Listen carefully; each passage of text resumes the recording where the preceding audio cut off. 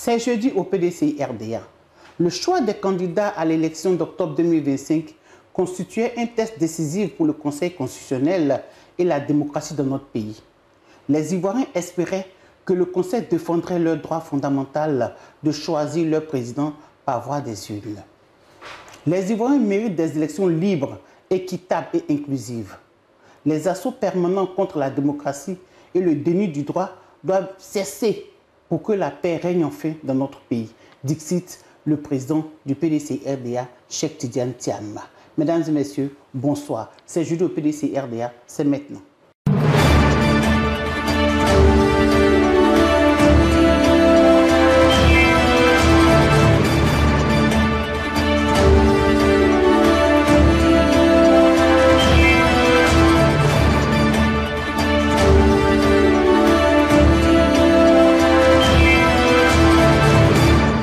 Comme d'habitude, c'est jeudi et nous sommes avec le porte-parole du PDCI-RDA, l'honorable Bredounis Maïla Traoré. Bonjour, honorable. Bonjour, madame. Comment vous portez-vous? Oh, ça va, on se porte très bien. Dieu merci, j'ai envie de dire. À notre rendez-vous hebdomadaire, les thèmes que nous abordons aujourd'hui sont la proclamation de la liste définitive des candidats à la présidentielle d'octobre 2025, le décryptage de ces candidats retenus par le Conseil constitutionnel, le message très important du président Cheikh Tidiane Thiam, président du PDCI-RDA. Nous terminerons par les alliances politiques du PDCI-RDA.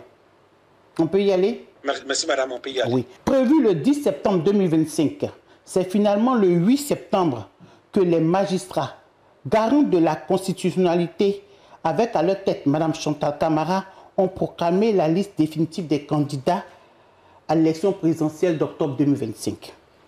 Le PDCI-RDA ne participera pas à l'élection présidentielle de la Côte d'Ivoire. Monsieur le porte-parole, à chaud, votre analyse. Merci, madame. Je voulais d'abord rectifier. Le PDCI-RDA participera aux élections présidentielles 2025. Donc, il faut que les militants sachent que nous participerons aux élections présidentielles de 2025. Nous n'allons pas abandonner la lutte et nous avons toujours dit sur cette antenne que le PDCI-RDA et même le président Gbagbo, avec lequel nous sommes en alliance pour le front commun, nous allons lutter jusqu'au dernier moment pour que les deux leaders participent aux élections présidentielles de 2025.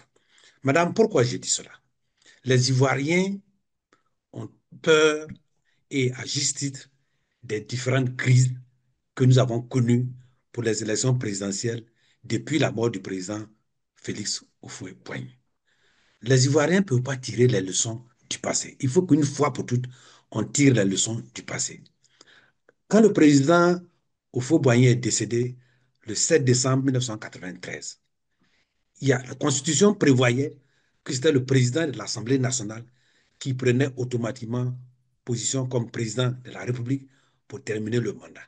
Là, il y a eu des gens qui sont levés pour ne pas vouloir appliquer la loi. En 1995, vous vous rappelez le boycott actif, qui a failli encore nous créer des problèmes. En 1999, il y a eu le coup d'État. En 2000, déjà, janvier, il y a eu tentative de coup d'État. En 2002, il y a eu tentative de coup d'État qui s'est muée en rébellion. Déjà en 2000 même, les élections ont eu lieu, il y a eu des morts. Donc chaque fois, il y a des morts. Nous avons cru, le PDCI-RDA, qu'en passant par des négociations pour aboutir à un soutien du RDR, pour arriver au pouvoir, nous allons tirer les leçons de toutes ces crises pour éviter d'autres crises à venir. Malheureusement, en 2020, il y a eu encore des crises. Il faut qu'une fois pour toutes, on s'accorde pour qu'on aille aux élections 2025 sans qu'il y ait de crise. C'est pourquoi j'ai dit nous irons aux élections ensemble. Et on ne peut pas choisir ses adversaires. Il faut que le peuple choisisse qui va le gouverner. Madame, je vais vous dire une chose. Vous venez de dire que le lundi passé, il y a eu proclamation des résultats. Tout est une question de texte. Que dit la Constitution? La Constitution dit que la proclamation de la liste définitive des candidats doit se faire 15 jours avant les élections présidentielles. On n'a pas dit au plus tard, on dit 15 jours. Regardez bien l'article 127 de la Constitution. Une loi subséquente vient prendre le pied pour dire, la loi organique, pour dire 45 jours avant. Les juges constitutionnels doivent veiller à ce que les lois qui se prennent soient en conformité avec la Constitution. Madame, 30 jours de différence, ces 30 jours-là pouvaient permettre de faire la révision de la liste électorale. Donc, c'est extrêmement Bien sûr, important. bien sûr, bien sûr. Deuxième élément important, le juge constitutionnel doit veiller à ce que les lois qui sont prises là soient appliquées de manière équitable à tous les citoyens. Et que quand le citoyen se sent lésé, la juridiction doit dire il est biaisé, etc., etc. Madame, le fait de ne pas faire la révision de la liste électorale, pourquoi les Ivoiriens comprennent? La loi dit que quand vous êtes naturalisé ivoirien, vous avez 6 mois avant d'être éligible, par exemple, aux élections législatives. Supposons que vous soyez naturalisé en janvier 2024. En janvier 2025, vous avez plus de 6 mois, vous avez un an. Vous êtes donc, Oui. Ami a dit, bon, je vais m'inscrire sur la liste électorale. Je vis longtemps dans ce pays, j'ai des intérêts, j'ai rempli les conditions, je veux briguer à un poste de député. Mais le fait qu'il n'y ait pas eu de révision en 2025, vous êtes privé. Voyez-vous? Donc, tous ceux qui voulaient s'inscrire en 2025, qui ont 25 ans au moins, qui ont plus de 25 ans, ne pourront pas participer. S'ils veulent être candidats aux législatives, ils ne pourront pas le faire. Ils sont donc discriminés. Donc, l'application de la loi à double mesure, par article, ne permet pas, est injuste. C'est de ça que nous parlons. Ils ont, à cause du président Tidjane Thiam, ils n'ont pas voulu faire la révision de la liste électorale en 2025. C'est à cause de lui, il n'y a pas autre chose. Parce qu'ils se disent, ici, il reçoit son certificat de nationalité en 2025. Nous allons, par un truchement, dire qu'il n'est pas le sorti de la liste électorale. Mais pour ne pas lui permettre de se réinscrire, on ne fait pas d'élection, de révision de la liste électorale. J'ai écouté il n'y a pas longtemps le doyen Ourawa Obou qui a fait la cause. Il a dit c'est au moment où on doit déposer sa candidature comme président, candidat à la présidence, qu'on doit prouver qu'on s'est défait de sa nationalité et autre nationalité si on l'a. Normalement, c'est ce qu'on devait appliquer au président Tidjane Thiam. Mais on a trouvé des assures pour arriver là. Et on a fait, comme je dis, fermer la porte bouclée à double tour. On enlève sur la liste. Honorable, à vous entendre, j'ai envie de vous demander, vous pensez que le droit n'a pas été dit? Le droit n'a pas été dit, justement. Et quand le droit n'est pas dit, ça mène à des situations qui créent de l'injustice. Et c'est ce que le président du PDCI-RDA a dit, on amène le pays dans une impasse. Et malheureusement, on risque d'avoir d'autres crises, tôt ou tard. Parce que les injustices, là, quand c'est cumulé, à un moment donné, on en a ras-le-bol. Donc, moi, je pense que nous avons toujours une chance, même si elle reste faible, de aboutir à l'inscription de la liste des candidats au présidentiel du président Laurent Gbagbo et du président Issa Thiam. Merci, honorable. C'est vrai que vous dites que le droit n'a pas été dit, mais il y a 5 candidats qui ont été retenus, dont 2 dames. Quelle est votre opinion sur ces 5 candidats? D'abord, moi, je pense que en toutes circonstances, il y a, comme je le dis, nous, au PDCI-RDA, on savait plus ou moins que c'est une stratégie du parti au pouvoir d'avoir des candidats qui peuvent malayer.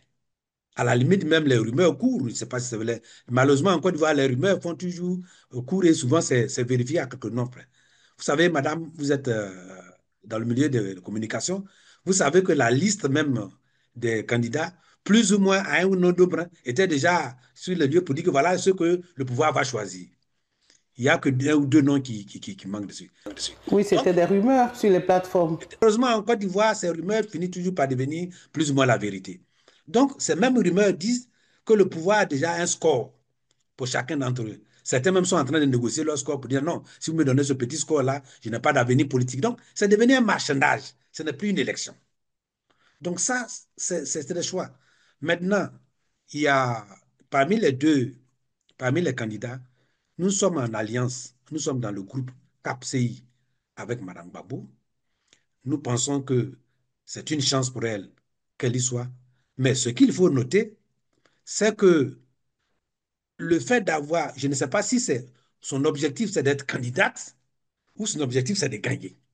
Parce que j'ai vu les gens se clamer, à la limite même, comme si on avait remporté la présidence de la République. Ma question suivante, c'est vous demander, c'est vrai qu'il y avait cette alliance. Après l'interview de la porte-parole de CAPSI, j'ai envie de vous demander que devient la CAP Côte d'Ivoire. Après son interview, cela veut dire quoi? Cela veut dire que nous avons tous posté en première position, comme on appelle l'inclusivité des candidatures. C'était notre lutte. Et vous vous rappelez bien qu'en 2020, le PDCI-RD était bien retenu, comme quand le président BD était retenu. Mais nous n'avons pas voulu aller aux élections parce que nous avons estimé qu'il y avait des injustices partout. C'est ça la solidarité, pour lutter pour des valeurs. Le PDCI-RDA lutte pour des valeurs. Et nous, au PDCI-RDA, nous pensons que la première règle pour laquelle nous sommes entenus, que ce soit au CAPCI comme au Front commun, c'est que ceux qui sont frappés par de l'injustice doivent bénéficier de la solidarité de nous tous. Il nous appartient à nous, après une réunion, pour dire, OK, c'est vrai qu'il y a de l'injustice pour eux, mais pour la circonstance, allons avec vous. Mais le fait de se singulariser, cela veut dire que déjà, vous êtes désolidarisé des autres. Alors que vous ne pouvez pas gagner sans l'appui des autres. La première chose, non, de condamner cette injustice. La première chose, plutôt que de féliciter le Conseil constitutionnel, on devait condamner la forfaiture du Conseil constitutionnel. Et après, pour dire, nous sommes dans un groupe, nous avons retenu, nous revenons donc au groupe et le groupe se prononcera sur la situation. Si le groupe estime que la situation étant, nous allons nous accorder quand même pour le changement que nous voulons, pour vous appuyer. Voilà la démarche que moi je pense que MGC devrait faire et se référer donc à CAPCI, se référer donc au président qui préside la CAPCI, qui est le président Tidiane Tiam, pour dire qu'est-ce qu'on fait de la situation. Voilà, moi, une attitude comme ça m'aurait été une attitude beaucoup plus solidaire et c'est dans la solidarité qu'on peut vivre. Mais si on s'exclame déjà qu'en oubliant ses partenaires, soit on a pour objectif d'être uniquement candidat, en ce moment l'objectif est atteint, on n'a pas à aller loin. Maintenant, si l'objectif c'est de gagner, moi, à leur place, on aurait adopté un autre type de comportement. Oui, mais honorable, est-ce que cette joie n'est pas le résultat de la discussion qu'a eu la CAPSI avec le RHDP? Mais tout ça la rend dans le même pot. Si c'est le résultat, donc cela veut dire qu'il y a eu des solidarisations de MGC par rapport à ça. Je ne crois pas, moi je n'accuse pas les gens. Je fais une analyse de ce que je sais. Et je pense que cette analyse-là dit que on est dans un groupe. Il y a une situation qui s'est posée. La première chose, savons tous qu'il y a une injustice qui s'est posée. Et pour le président, comment on appelle, surtout dans le cas du CAPCI, pour le président du PDCI-RDA, qui préside CAPCI. La première chose, nous avons reçu l'information de ce que nous sommes retenus, mais nous sommes dans un groupe et seuls nous ne pouvons pas gagner. Donc, nous allons nous référer dans un premier temps au groupe pour analyser froidement la situation, pour voir l'attitude. Si le groupe estime que, parce que, rappelez-vous, madame, nous n'avons pas signé d'accord pour dire telle personne va aux élections, telle personne ne va pas en soutien. Donc, étant donné que la situation s'est posée, on se réfère donc au groupe, convoquer rapidement le CAPCI pour dire qu'est-ce qu'on fait, qu'est-ce qu'on analyse. La CAPCI, la coalition analyse pour dire nous sommes dans un groupe, même s'il y a de l'injustice, nous avons pour objectif de gagner. Alors, dans cette circonstance, nous allons appuyer le candidat. En ce moment-là, c'est bon. Mais si on jubile parce que nous, on a été écartés, ou on jubile parce qu'eux seuls ont été retenus. On ne sait pas. Donc, voilà ce que moi, j'analyse comme situation. Maintenant, pour les autres candidats, moi, je pense que, honnêtement, on est en Côte d'Ivoire. On est en Côte d'Ivoire. Et le RDR a été très malin. Vous savez qu'en 2020, il y avait un seul candidat contre eux. Ils ont failli créer une situation où si le candidat unique se désistait, alors ils allaient avoir un problème de foreclosure. Donc cette fois-ci, ils ont pris soin de prendre des petits candidats pour que, en tenant compte des engagements que les uns et les autres ont pris, pour ne pas qu'à un moment donné, ils se fassent, ils aient un seul pied pour danser, mais qu'ils aient plusieurs pieds pour qu'éventuellement, même si des pieds tombent, au moins à la fin, ils auront un ou deux qui vont les accompagner. Moi, je pense que c'est comme ça que l'analyse se fait. Et donc, ne veulent pas prendre le risque pour un ou deux candidats. Donc, ils en ont pris un certain nombre qui, malgré tout, leur permettra d'avoir, d'après eux, un plébiscite au-delà de 90% de, de suffrages exprimés. Et puis, bon, c'est le plébiscite et puis ça sort. Nous allons faire les élections le 25. Le 27, déjà, ils ont les résultats. Et puis, nous, allez. Donc, voilà la stratégie. Mais donc, sinon, les autres candidats, moi, je n'ai pas envie de me prononcer là-dessus parce que M. Dombelo, il est membre du PPACI. Vous avez vu les décisions que le PPACI a prises et il ne va pas au titre du PPACI, il ne va pas aussi au titre du titre du Front commun. Donc, il lui appartient de faire une analyse froide de la situation pour voir comment est-ce que lui, il peut avancer. Maintenant, M. Jean-Louis Billon, bien entendu, avait pour objectif d'être candidat. Je l'ai toujours dit, il est candidat, son objectif est atteint. Donc, tous les malheurs que le PDCI a pendant un moment donné par Mme Valérie Apo, et aujourd'hui, on se rend compte que Mme Valérie Apo est un pion essentiel de son dispositif. Donc, moi, je pense que il n'a qu'à avancer maintenant pour aboutir à ce qu'il voulait, c'est d'être candidat et d'avoir marqué dans son CV qu'il a été candidat à la présidence de la République. Mais visiblement, il ne peut pas battre le président Ouattara. Pour le ministre Jean-Luc Billon, des voix du PDCI qui s'élèvent pour demander aux militants et aux militants du PDCI de s'aligner derrière le ministre Jean-Luc Billon parce qu'étant militant du PDCI RDA. Non, M. Jean-Loup Billon, ce n'est pas des voix du PDCI. Il peut y avoir des militants, des individus, mais la voix du PDCI, elle est portée par le président du parti. Et elle est relayée par la mienne. Et justement, il faut être honnête. En politique, il y a un minimum d'honnêteté. Quand on prend la photo du président Bédier et qu'on vient scanner et puis qu'on met pour dire que je suis l'homme du président Bédier, et qu'on vient dire aussi, certains viennent dire que non, le président Bédier ne parlait pas au président Thiam pendant des années. Moi, madame, moi, j'ai été porte-parole du président Bédier, au moins pour les 3 dernières années. J'ai été proche de lui. Quand le président Bédier, je n'ai pas voulu souvent parler des individus, mais à un moment donné, il faut dire des choses. Quand le président Bédier a été assiégé, son dirigeant a été assiégé, il était question de lutter pour libérer le président Bédier. Mais M. Billon, lui, il était à la maison du parti. C'est lui qui avait fait la liste de ceux qui avaient droit à rentrer à la maison du parti. Il a fait quoi pour la libération du président Bédier? Quand on a un père qui est en difficulté, la première chose, c'est de savoir aller au secours de son père plutôt que de chercher l'héritage. Et moi, je dis, devant Dieu, devant témoin, la personne avec qui je l'ai trouvé dans la maison du parti est au secrétariat exécutif aujourd'hui. Je les ai trouvés à la maison du parti et nous avons échangé. Après coup, je suis allé le voir dans son bureau jusqu'à descendre en BMW. À partir de ce moment-là, je me suis dit qu'on ne peut plus avancer. Donc, c'est des gens qui ont toujours voulu que le PDCI RDA, il a bradé, il a attaqué l'autorité du président Bédier. Et il attaque aujourd'hui l'autorité du président Thiam. Le PDCI RDA, en tant qu'institution, en tant que parti politique, ne veut pas soutenir un tel candidat. Donc, que les militants sachent qu'il n'est pas question, en tout cas pour les informations que le président qui m'a données, il n'est pas question de lancer un appel ou d'appeler les gens pour soutenir M. Billon. Il a toujours voulu être candidat indépendant, qu'il assume et qu'il s'adresse au peuple de Côte d'Ivoire et qu'on verra à la fin son score qu'il va avoir ou qu'il peut négocier. Bon, ça, c'est son problème. Mais il est candidat indépendant, je le dis dans toutes mes conférences de presse. Je dis son objectif était d'être candidat. Et l'objectif du président Thiam, c'est de gagner. Donc aujourd'hui, son objectif est atteint. Donc il ne faut pas que les gens viennent voir, prendre les photos du président Bédier pour dire non. Moi, peut-être que j'ai plus de photos du président Bédier que toute personne. Donc demain, je peux les prendre pour dire que j'étais le président Bédier. Non. Le président Bédier ne m'a pas dit que j'étais son héritier. Il faut être honnête de le dire. Le président Bédier m'a parlé d'une équipe restreinte qu'il allait mettre sur place pour poursuivre le combat. Il me l'a dit la dernière rencontre que je lui avais eue. Et dans cette équipe, madame, je vais vous porter la primeur. 2 noms ont été relevés par le président Bédier.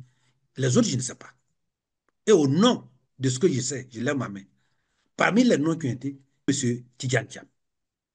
Je ne vous ai jamais dit ça, mais il faut qu'à un moment donné, je dise. Et il m'a dit, va voir M. Thiam qui vienne prendre sa place dans cette équipe.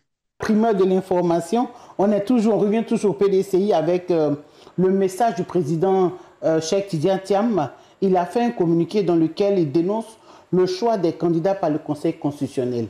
Et il termine par dire qu'il n'abandonnera jamais cette lutte. Votre analyse? Retenez la dernière phrase du président Tidjane Thiam. On n'abandonne pas le combat. Et je l'ai dit sur une des chaînes internationales que la politique, le combat politique n'est pas un combat à durée déterminée. C'est un combat à durée indéterminée. Quand vous êtes au pouvoir, vous vous battez pour rester le plus longtemps possible au pouvoir. Quand vous êtes dans l'opposition, vous vous battez pour aboutir au pouvoir. Et quand vous accédez au pouvoir, vous vous battez pour y rester le plus longtemps possible selon les règles. Donc, le combat-là, il a duré indéterminée.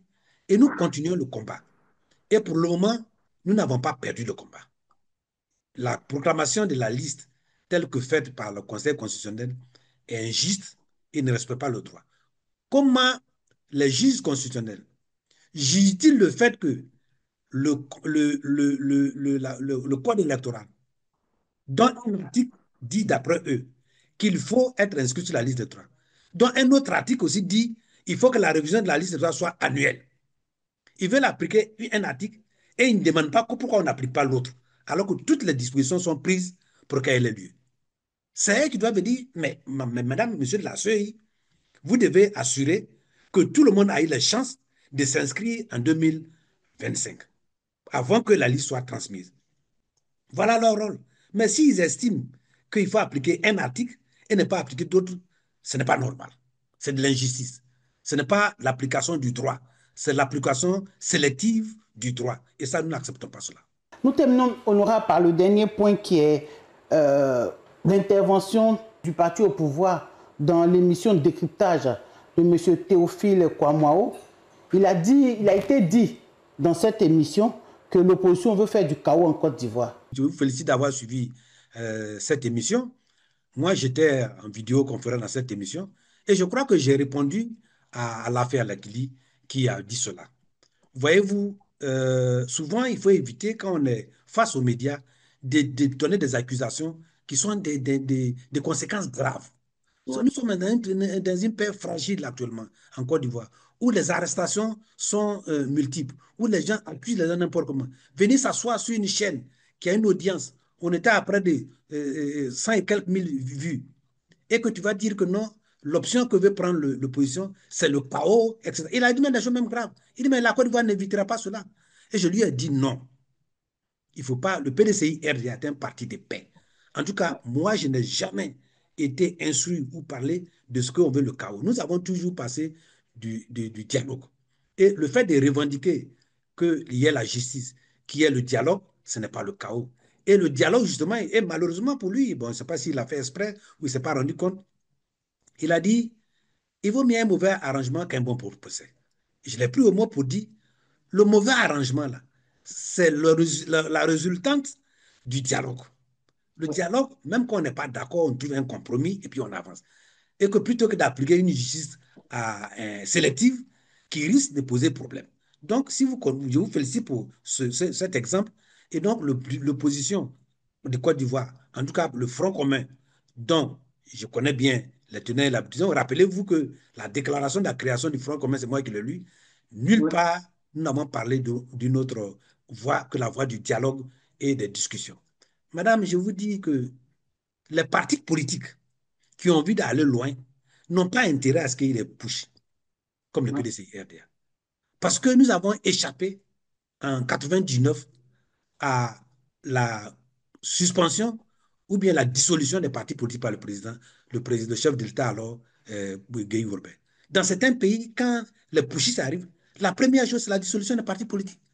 Si nous voulons faire avancer, gagner le pouvoir démocratiquement, et qu'un tartampion, un inconnu vient, ou bien un troisième, ou cinquième, ou sixième larron, vient prendre le pouvoir et dissout le parti politique, quel sera notre intérêt? On n'a pas d'intérêt. Donc nous, on n'est pas dans ce... Et puis de tous ceux qui parlent, c'est le PDCI-RDA seulement qui peut savoir comment, quand on a un coup d'État, on souffre. Depuis le coup d'État, nous n'avons pas pu récupérer le pouvoir. S'il n'y avait pas ce coup d'État-là, peut-être qu'on serait encore au pouvoir. Donc c'est ça que nous n'avons jamais accepté cela. Et nous ne sommes jamais réjouis d'un coup d'État. Que ce soit en Côte d'Ivoire ou en Afrique ou dans le monde, le PDCI-RDA ne s'est jamais réjoui d'un coup d'État. Nous pensons qu'il faut tout faire pour éviter que ces genres de situations arrivent encore en Côte d'Ivoire. Et nous pensons aussi que la loi fondamentale nous donne des droits et des devoirs. L'un des droits, c'est une manifestation libre de notre mécontentement. Et ce droit-là, nous allons pouvoir l'exprimer, l'user à tout moment jusqu'au fond. Pas autre chose. Et voilà ce que je voulais dire pour ce qui est des gens qui pensent que non, l'opposition veut faire du chaos. L'opposition ne veut pas faire du chaos. Moi, j'ai fait des appels à manifestation. Et depuis le mois de mai, le PDCI-RDA a fait des manifestations dans tout le pays. Jamais, il n'y a pas eu de heurts. Le PDCI-RDA a participé à la grande marche du 9, pas de crise. Le PDCI-RDA a participé au 16, au grand meeting du président Gbagbo. Il n'y a jamais eu de problème. Donc, d'où vient l'idée que l'opposition veut créer un chaos et on se cite, vous rappelez-vous, quand les gens sont sur le tableau, on cite des noms, on fait des figures et puis on les pourchasse. Ça, là, c'est devenu, s'ils continuent comme ça, ils vont donner l'image d'un État policier à la Côte d'Ivoire. Moi, je ne pense pas que cette image-là soit bonne pour notre pays. Il faut que nous arrêtons cela et qu'on avance. Donc, aux militants, je dis, nous ne sommes pas pour un chaos. Nous sommes pour un ordre républicain. Nous sommes pour un dialogue. Nous sommes pour des arrangements pour éviter la crise, pour éviter des morts. Nous sommes pour que la Côte d'Ivoire retrouve la paix.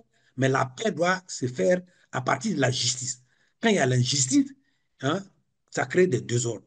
Et le président Fauboigny a dit qu'il n'aime pas l'injustice et il n'aime pas aussi le désordre. Voilà. Retenons que le PDC est un parti de paix et nous œuvrons pour le dialogue et la paix.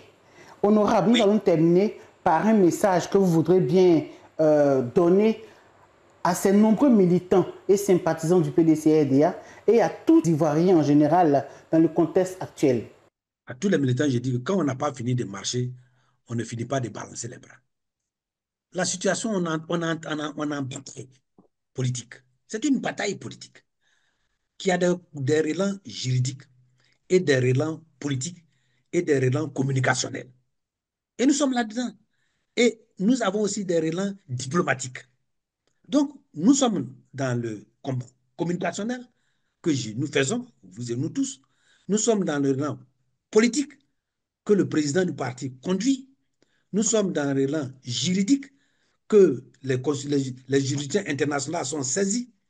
Et nous sommes dans un des relents diplomatiques que le président conduit. Donc, toutes ces bases-là, c'est quand nous aurons épuisé tout cela que nous viendrons, que le président du parti se prononcera définitivement sur ce que se fait. Et je pense que nous avons des chances. Donc, les militants doivent rester mobilisés pour les élections. Pour les élections, de faire confiance au président Thiam. Vous avez vu déjà, on commence à revenir sur des problèmes de traduction en justice, parce qu'ils ne peuvent pas, ils sentent que la base avec le président du parti. Et il faut toujours faire l'objectif maintenant. Ils pensent qu'ils ont déjà obtenu l'objectif de soustraire le président de la liste des candidats. Alors maintenant, l'autre étape, c'est de faire en sorte que le président perde le parti et les gens qui sont autour, qui nous ont traité de repéros, qui ont traité le président de hors sol, c'est maintenant qui vont demander notre appui pour dire de les soutenir. Et donc, moi, je pense que rien ne marchera. Tant que la base et les militants seront majoritairement pour le président Thiam, il restera président du PDC-RDA. Et tant qu'il aura la confiance des militants, le président se battra jusqu'à ce que nous aboutissions à nous être sur la liste, compétir et gagner. L'acharnement contre le président Thiam, c'est la peur de le voir vainqueur. Parce qu'aucun candidat parmi les 5 qui sont là-bas ne peut battre Diane Thiam. Ça, moi, je vous le dis. Je mets quiconque au défi. C'est seulement ça qui fait qu'on veut l'écarter. Donc, c'est ça. Nous sommes dans un milieu national. Nous avons tous les sondages, nous avons toutes les enquêtes, nous avons tous les renseignements. Et c'est la raison pour laquelle on veut l'empêcher d'être candidat.